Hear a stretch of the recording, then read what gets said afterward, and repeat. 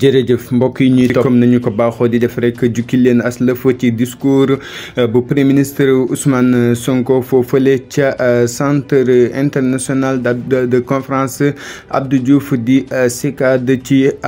cérémonie bi nga xamante ni doon nañu ko amal ni ki tey jile jëm rek kon ci gis-gis bu yees wi nga xamante ni moom jiital réew mi ak ñi mu àndal daal dinañu koy am dëgmal diggante fii ak 2050 mbir mu ni mel nag moom premier ministre Ousmane Sonko daal dina yëkkati kaddu ci kanamu njiital réew mi ak ci kanamu ay naataangoom gannaaw ba mu leen nuyoo moom mi le di premier ministre di kaat na kon ci ay mbir yu bëree bëri bokk na ci mbir yooyu le li tax ñoom seen ko taxawaay gu fës gi le nga xamante ni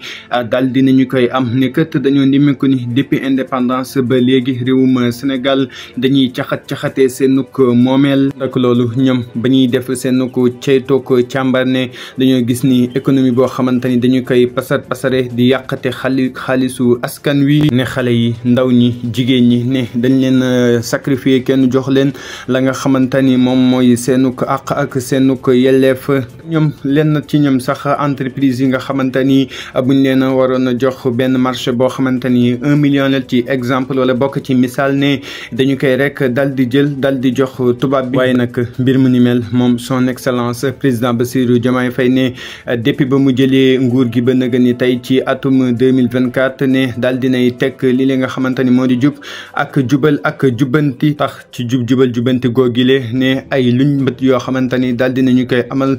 tax na kon ñu daal di gis ay yàq yu bëree bëri yoo xamante ni ñoom gouvernement yi fi jiitu doon nañu ko def waaye tamit ñu fekk fi koom goo xamante ni sax dëgërul ànd ak loolu itam dañoo wékku bu baax a baax ca ña nga xamante ni ña nga ca biti réew waaye tamit mbir ya nga xamante ni sax ñoo ko moomal suñu bopp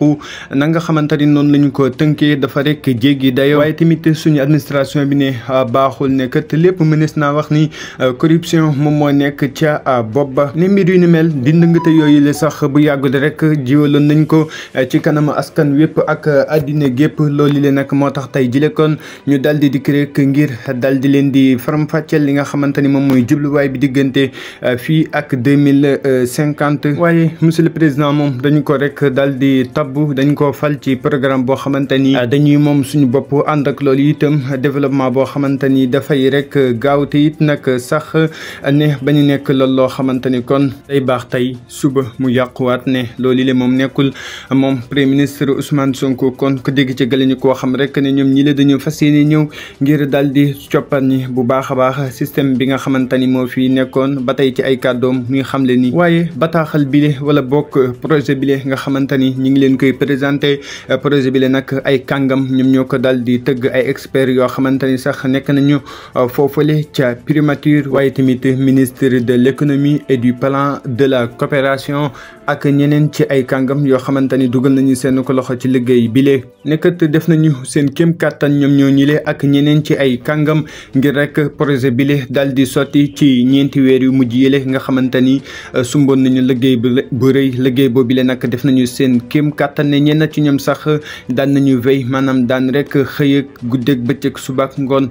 ci mbir mu ni mel ngir tey jii rek ñu dal di leen koy mën a présenté nag jëf ji ni mel dafay firndeel ni rek moom njiital réew mi président Bassirou Diomaye Faye wóolu gi nga xamante ni wóolu na ko experts yi nga xamante ni ñu ngi ci dëkk bi waaye tamit dugal loxoom ci secteur privé bi waaye ba tey moom PM premier ministre Ousmane Sonko suñu gis-gis ak suñu ko bëgg-bëgg ñu ngi ko jëmale rek ci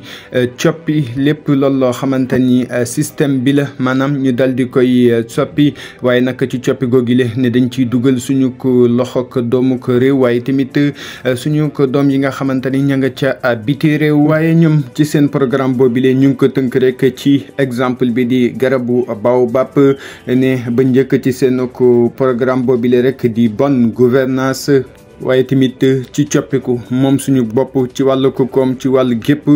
ci diir boo xamante ni diir bu sax bu yàgg lay doon waaye tamit ay nit yooyu yoo xamante ni dañuy rek produire maanaam dañuy defar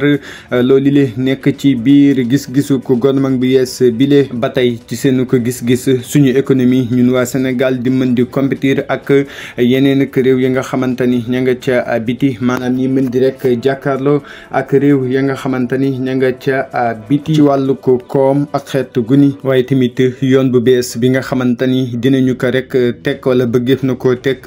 diggante fii ak fukki at ak wala ñaar fukki at ak juróom yile nga xamante ni moom la ñu dëgmal ñu ngi ko tëgg ci benn scénario boo xamante ni ñu ngi ko dippee rupture ne mbir mu ni mel mën na sax yóbbu réewum Sénégal ci mu dajale fruits yi nga xamante ni baobab bi dal dina koy génne la mu bëgg a wax rek mooy na nga xamante ni noonu la ñu tëggee programme bi le jëm rek ci coppite gi nga xamante ni coppiko gi nga xamante ni bëgg nañ ko ci réewum Sénégal ne garab googi le nga xamante ni waxoon naa ko ca ndorteel baobab boobu le mënees na ko tënk rek ci Sénégal boo xamante ni dafay moom boppam ànd ak loolu itam ci jub ak jubal ak jubbanti ci loolu le la ñuy indeek jàmm ak dal ci loolu le itam ci la ñuy gën a mën a dooleel lëkkaloo gi suñu ko diggante ak yeneen ko réew Afrique yi ngir ñu mën a àndandoo yegg ci mbébét yi nga xamante ni bokk nañ ko waaye ba tey ci baobab boobile ak la muy tekki fexe ba séddale tabax yi ak service yi ci diwaan yi su ko defee gox bu nekk mën a yokku ca la nga xamante ni moom la ñu mbébét ànd ak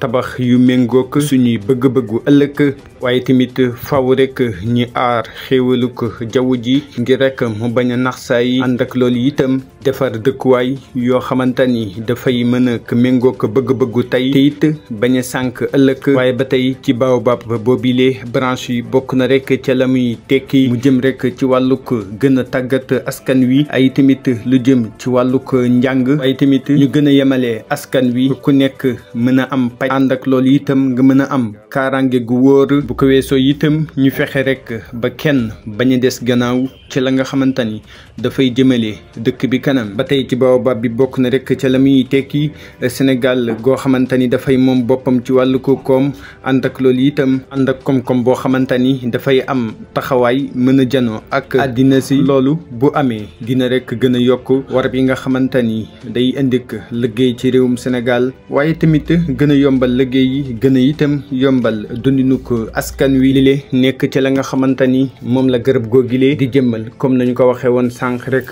ca ndorteel la ñoom gouvernement bile la ñu bëgg diggante fii ak 2050 Sénégal goog goo xamante ni dafay coppiku ci fànn gépp ci wàllug moom sa bopp ci koom waaye tamit yeneen ci ay fànn ni ki tey jile ñu ko doon amal foofule ca CICAD moom jiital réew mi président Diomaye ak premier ministre am ak gouvernement bi ci projet boo xamante ni doon nañu ko dégtal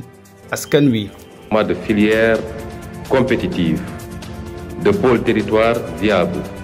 avec des villes épicentres et un secteur privé national fort.